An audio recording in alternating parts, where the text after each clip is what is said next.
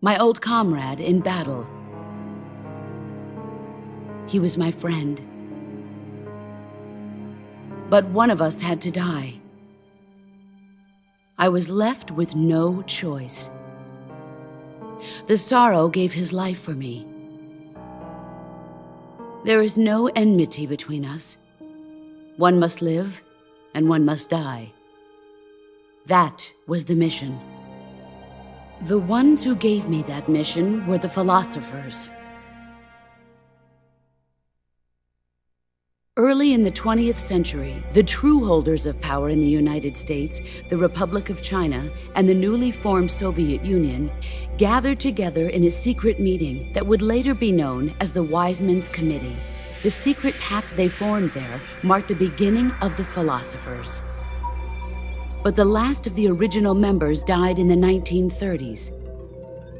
After that, the organization began to run out of control, and the Wise Men's Committee degenerated into a mere shell of its former self.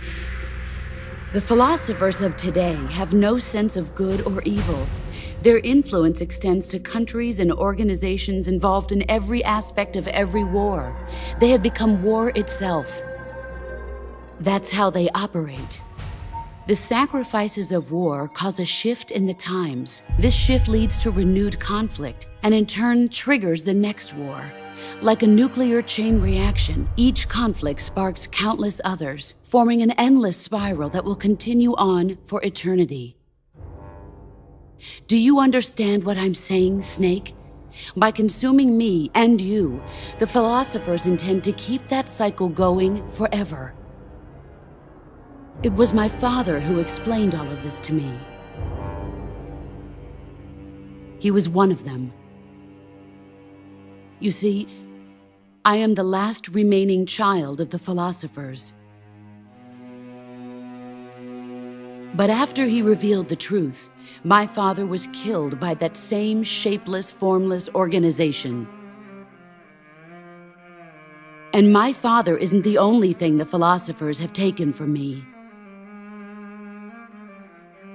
In June of 1944, the Cobras and I took part in the landing at Normandy.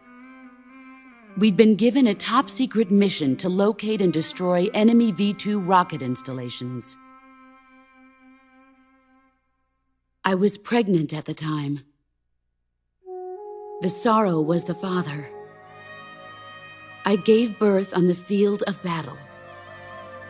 A beautiful baby boy. But my child was snatched away from me by the philosophers.